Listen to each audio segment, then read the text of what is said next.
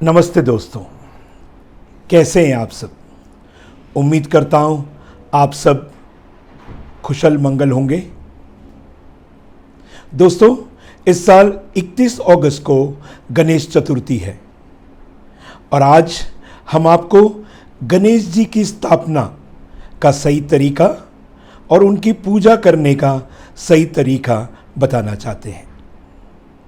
पर इसके पहले अगर आपने मेरे चैनल को अब तक सब्सक्राइब नहीं किया है तो सब्सक्राइब कर लीजिए और वीडियो के अंत में अगर ये वीडियो अच्छा लगे तो अपने दोस्तों के साथ, अपने रिश्तेदारों के साथ शेयर करना न भूलिएगा।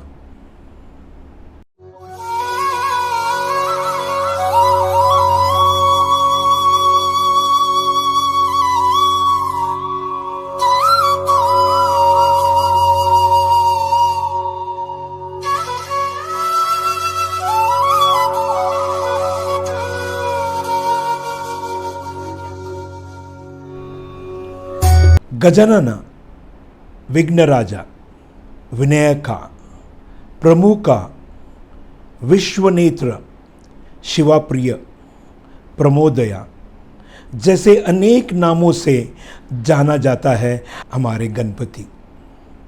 ज्ञान, बुद्धि और सौभाग्य के साथ आपके घर में पधारने वाले हैं, जिनके आगमन से मुंबई ही नहीं बल्कि पूरा देश गणेशमय हो चुका है।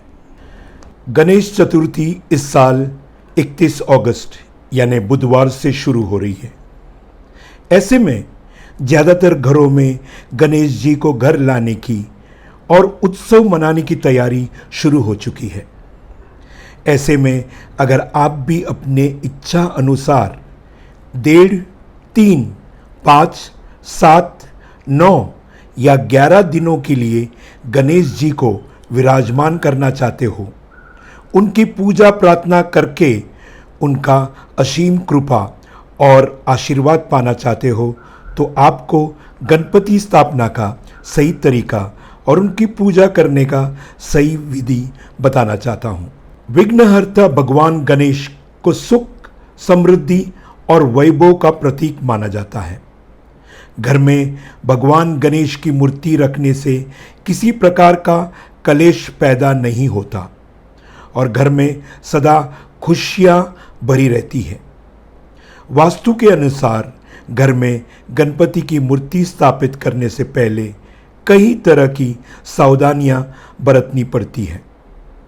आइए जानते हैं कि गणेश जी को घर में कहाँ रखें।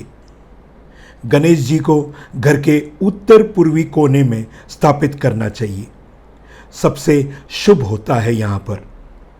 घर का उत्तर पूर्वी कोना पूजा पाठ के लिए बेहतर रहता है। आप गणेश जी को घर के पूर्व या फिर पश्चिम दिशा में भी रख सकते हैं। अपने घर में हमेशा वही गणेश लाएं जिनकी सूंड बाईं तरफ झुकी हुई हो। अपने पूजा घर में गणेश जी की केवल एक ही मूर्ति रखें। 2 या उससे ज़्यादा गणेश जी रखने से उनकी पत्नी रिद्धि सिद्धि नाराज हो जाती है।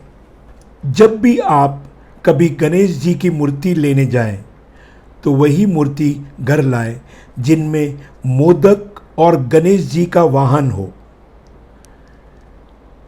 वरना वो मूर्ति अधूरी रहेगी। गणेश जी का वाहन यानी चूहा, अगर ये वाहन और मोदक नहीं है तो ये मूर्ति अधूरी मानी जाएगी। गणेश जी को लकड़े की किसी भी टेबल पर रख सकते हैं और उनके चरणों में एक कटोरी चावल चढ़ा देने से आपका भाग्य आपका साथ देने लगेगा। गणराज को घर लाने के लिए सबसे पहले आप गणेश चतुर्थी के दिन गणपति की मूर्ति को घर लेकर आए। पर बप्पा को घर लाने से पहले पूजा स्थल की अच्छे से साफ सफाई कर ले। हो सके तो अपने घर को भी साफ सुथरा करें और अपने पूरे घर में गंगा जल से छिड़काव करें और कपूर का धूप करें। फिर एक साफ चौकी ले आए, उस पे लाल कपड़ा बिछाकर उस पे अक्षत यानी कि चावल रखे और ओम गणेशा नमो का जाप के साथ उस पर गणेश जी को स्थापित कर दे। इसके बाद बप्पा को दुर्वा घास या फिर पान के पत्ते के सहायता से गंगा जल से स्नान कराए और भगवान गणेश जी को पीला वस्त्र पहनाएं। इसके बाद आप गणेश जी को तिलक लगाकर अक्षत और फूल चढ़ाएं और मोदक का भोग लगाएं और इसके बाद आरती और कीर्तन करें। और सबसे ज़रूरी बात, प्रसाद में रोज़ पंचमेवा या 5 फल ज़रूर रखें। ये तो बात हुई गणेश जी की। अब बात उनकी पूजा से जुड़ी कुछ नियमों की बात कर लेते हैं, जिसमें सबसे ज़रूरी है कलश और दीपक।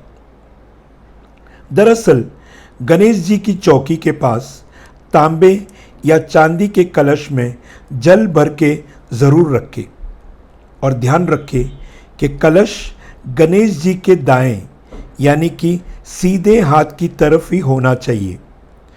इस कलश के नीचे चावल रखें और इस पे मूली अवश्य बांध लें।